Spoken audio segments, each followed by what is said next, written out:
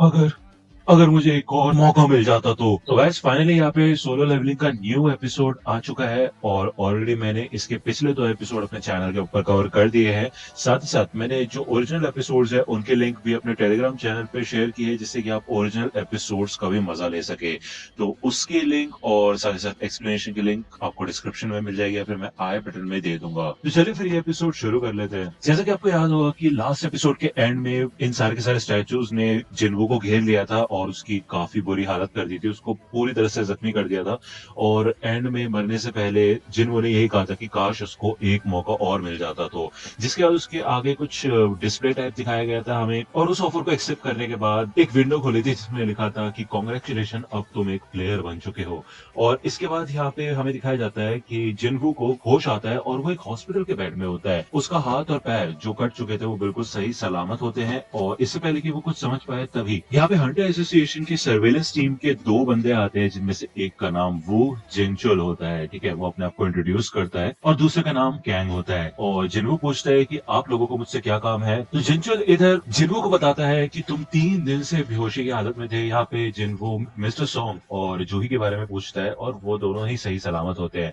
लेकिन mister song ने अपना एक हाथ खो दिया है, जिस वजह से अब वो एक हंटर नहीं बन सकते और वो रिटायर हो चुके हैं। वही दूसरी ओर अगर हम बात करें ली जूही की, तो वो ट्रॉमाटाइज हो चुके हैं बुरी तरह से, और अभी उनकी थेरेपी चल रही है। उनकी कंडीशन को देख के ऐसा लगता है कि अब वो फिर से हंटर नहीं बन पाएंगी। जिनचुल बताता है कि सिर्फ 6 लोग बचे उस डबल डंजन से जिससे तुम्हारा सामना हुआ था। एक हंटर की जॉब सच में काफी ज्यादा खतरनाक होती है, लेकिन फिर भी जब व्हाइट टाइगर गिल्ड वहां पे पहुंचे तो उन्हें उधर कोई भी डंजन नहीं मिला सिवाय तुम्हारे। रिपोर्ट्स के हिसाब से जो भी स्टैचूज की बात की गई थी, जो डेड बॉडीज की बात हुई थी, वैसा हमें वहां पे कुछ भी देखने को नहीं मिला। अगर रिपोर्ट्स में थोड़ी सी भी फेरबदल होती या फिर हमें किसी पे भी शक होता तो हम तुम्हारे ऊपर ही शक करते। इसका मतलब ये है कि तुम सभी लोगों ने एक ही चीज देखी और तुम में से कोई भी झूठ नहीं बोल रहा। लेकिन संग जिन्वू, तुम्हें फिर से अवेकनिंग महसूस हुई, क्यों है ना? तो अब जैसे कि मैंने आप लोगों को पहले भी एपिसोड में बता रखा है कि एक इंसान सिर्फ एक ही बार अवेकन हो सकता है, और उसी समय उसके ताकत का पता चलता है कि वो कितना ताकतवर होगा।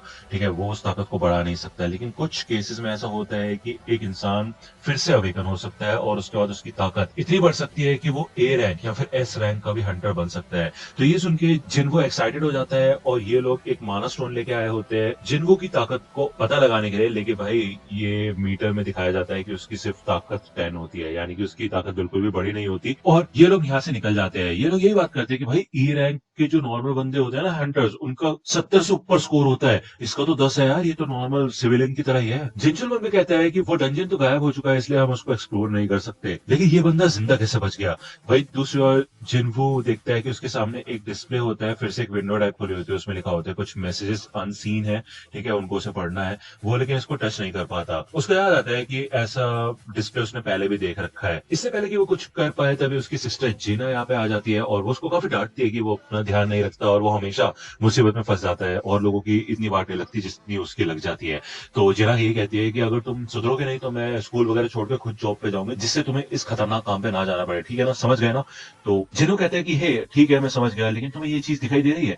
तो जीना कहती क्या? तो ऐसा लगता है कि ये डिस्प्ले सिर्फ और सिर्फ जिनू को दिखाई दे रहा है, और वो जिना से कुछ गेम्स के बारे में पूछता है, साथ ही साथ ये भी पूछता है कि मैसेजेस को ओपन कैसे करते हैं। तो यहाँ पे उस नोटिफिकेशन में लिखा होता है कि तुम एक प्लेयर बन चुके हो, और डेली क्वेस्ट में आज तुम्हारा जो मिशन है वो है स्ट्रेंथ ट्रेनिंग। ठीक है, तो जिना समझ जाती है कि भाई जिन्वो ठीक ठाक है और अब उसे यहाँ से निकलना होगा। वो यहाँ से चली जाती है। जिन्वो के सामने यहाँ पे काफी सारी विंडोज खुल जाती है, जिनमें लिखा होता है कि ये सिस्टम एक प्लेयर की डेवलपमेंट के लिए बनाया गया है। अगर तुम किसी मिशन को पूरा नहीं कर पाओगे तो तुम्हें पेनल्टी मिलेगी, इसके अलावा तुम्हें रिवॉर्ड्स भी मिल गए हैं। यहाँ पे कुछ गोल्स होते हैं, जैसे कि 100 पुशअप, 100 सिटअप, 100 स्क्वाट्स और 10 किलोमीटर की रन। साइटामा की याद आ गई। एनीवे, अगर जिन्वो ऐसा नहीं करता तो उसको पेनल्टी भी देनी पड़ सकती है, और यहाँ पे एक टाइमर भी चल रहा होता है। जिन्वो शुरुआत में इसको इग्नोर कर देता है। वही दूसरी ओर जिनचुल चेयरमैन गो से बात करता है और बताता है कि ऐसा लगता है कि जिन्वो की कोई सेकंड अवेकनिंग नहीं हुई है। तो चेयरमैन को ये कहता है कि हम खुशकिस्मत है कि डंजन ब्रेक नहीं हुआ, और ये पिछले केस की तरह नहीं है, तो हम इसको स्पेशल केस में डाल सकते हैं। ठीक है, दूसरी ओर हमें जोंग इन का सीन दिखाया जाता है, और वो ये कहता है कि मिस चा, मैं चाहता हूँ कि तुम अगली बी रैंक की रेड में एक इंस्ट्रक्टर के तौर पे पार्टिसिपेट करो। तो चा ये कहती है कि वो एक इंस्ट्रक्टर नहीं बन सकती, उसे ये सब नहीं आता है। तो जोंग इन कहता है कि इस रेड की मदद से हम जो नए रिक्रूट्स हैं उनकी प्रैक्टिस कराएंगे, और उनके टेस्ट की तरह होगा ये सब कुछ। ठीक है ना, तुम्हें चिंता करने की कोई जरूरत नहीं है। नॉर्मली जैसे तुम लड़ती हो वैसे ही तुम्हें लड़ना है, वो लोग बस तुम्हें देख के सीख लेंगे। ठीक है ना, मुझे पता है तुम काफी काफी ज्यादा टैलेंटेड हो। हंटर गिल्ड इस कंट्री के 5 सबसे बड़े गिल्ड में से एक है, लेकिन अगर इंटरनेशनल लेवल पे देखा जाए तो हम किसी इंडिविजुअल की पावर को नहीं बढ़ा सकते हैं कि नहीं, लेकिन उनके एक्सपीरियंस को बढ़ा सकते हैं, और जब वो समय आएगा तो हम उसके लिए तैयार रहेंगे।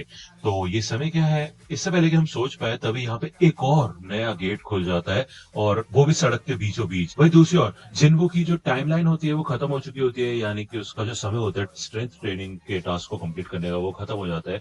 यहाँ पे जमीन हिलने लग जाती है और वो इधर किसी और ही दुनिया में आ जाता है। भाई ये पूरा रेगिस्तान होता है, दूर दूर तक मिट्टी होती है, और पीछे भाई एक काफी खतरनाक मॉन्स्टर होता है। हमें इस विंडो में दिखाया जाता है कि ये जिन्वो का एक पेनल्टी क्वेस्ट है, यानी कि अब उसकी पेनल्टी शुरू हो गई है, और इसका जो गोल है वो है 4 घंटे तक जिंदा रहना। तो जिन्वो कहता है भाई मजाक चल रहा है यहाँ पे। इधर नर्सेस आती है और वो देखती है कि जिन्वो के कमरे में वो है नहीं, वो उसको ढूंढना शुरू कर देती है। वही दूसरी ओर जिन्वो यहाँ पे अपनी जान बचा के भाग रहा होता है, वो लगातार इस मॉन्स्टर से बच के भाग रहा होता है। भाई दूसरी ओर नर्सेस उसको ढूंढ रही होती है, उसके पसीने छूट जाते हैं, भाई उसकी हालत खराब हो जाती है, और लिटरली यहाँ पे फाइनली जाके इसका ये क्वेस्ट खत्म होता है पेनल्टी वाला, और इसके बदले में उसको रिवॉर्ड भी मिला होता है। ठीक है ना। सुबह होते साथ ही जिन्वो समझ जाता है कि वो इस चीज को हल्के में नहीं ले सकता, उसको सच में ताकतवर बनने के लिए स्ट्रेंथ ट्रेनिंग शुरू करनी होगी। वही दूसरी ओर जूही को कांटेक्ट किया जाता है, एक डी रैंक का गेट ओपन हुआ है हैपजोंग में, और वहां पे उसकी जरूरत है। तो जूही को ये भी बताया जाता है कि संग जिन्वो अब जाग चुका है अपनी नींद से। ठीक है ना। तो इसे सुन के जूही काफी ज्यादा खुश होती है।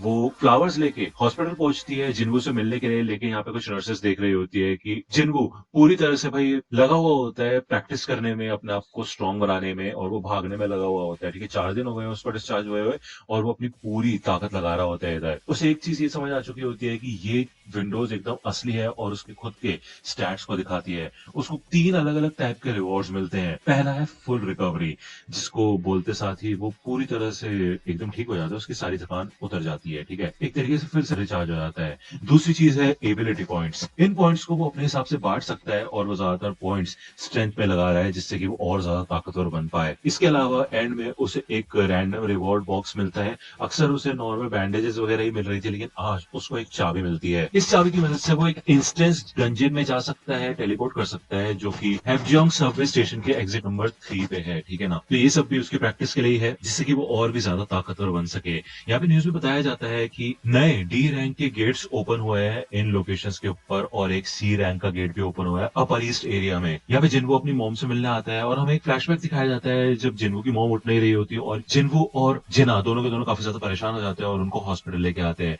तब इनको बताया जाता है कि ये एक इटर्नल स्लीप डिजीज है, जिनको ये लोग अंतिम आराम भी कह सकते हैं। ये एक ऐसी डिजीज है जो कि उसी समय आई थी जब ये गेट्स आए थे, और तकरीबन 10,000 लोगों में से एक इंसान को ये हो जाती है। ऐसा माना जाता है कि माना की जो एनर्जी है उसकी वजह से ऐसा हुआ है, तो इसी वजह से यहाँ पे जिनको अपनी पूरी ताकत लगाता है, वो पूरी तरह से प्रैक्टिस करना शुरू कर देता है। हमें फ्लैशबैक में फिर से दिखाया जाता है कि जिनको डिसाइड करता है कि अपनी मॉम को ठीक करने के लिए वो एक हंटर बनेगा, लेकिन हंटर बनने के बाद भी वो कुछ ज्यादा कर नहीं पाया, और अब अगर देखा जाए तो जिनको दिन पे दिन और भी ज्यादा ताकतवर होता जा रहा है। वो यहाँ पे हैपजोंग स्टेशन के एग्जिट नंबर 3 के पास आता है उस चाबी का इस्तेमाल करने के लिए, इस गेट को ओपन करने के लिए। उसे पता होता है कि उसके पास चाबी है, तो वो कभी भी आराम से इस गेट से बाहर निकल सकता है। जिसके बाद वो इस गेट को ओपन कर देता है और अंदर घुस जाता है। उसके अंदर जाते ही ये गेट लॉक होने लग जाता है, और उसे एहसास होता है कि यहाँ पे एक लड़की निकल के जाती है, और इसका मतलब ये है कि वो एक अलग ही डायमेंशन में आ चुका है। इसका मतलब ये है कि अब जब तक वो इस डंजन को बॉस को नहीं हराता तब तक वो यहाँ से बाहर नहीं निकल सकता, या फिर उसके अलावा वो एक टेलीपोर्टेशन स्टोन का इस्तेमाल कर सकते हैं यहाँ से बाहर निकलने के लिए। तो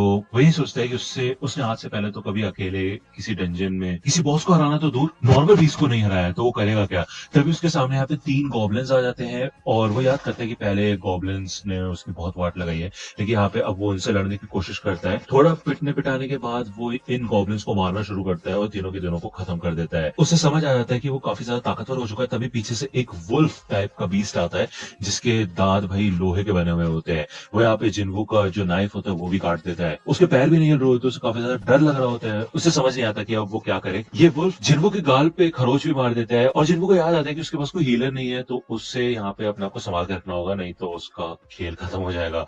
ठीक है। ये वुल्फ यहाँ पे आगे बढ़ता है जिन्वो के ऊपर हमला करने के लिए, और ये एपिसोड यहीं पे खत्म होता है।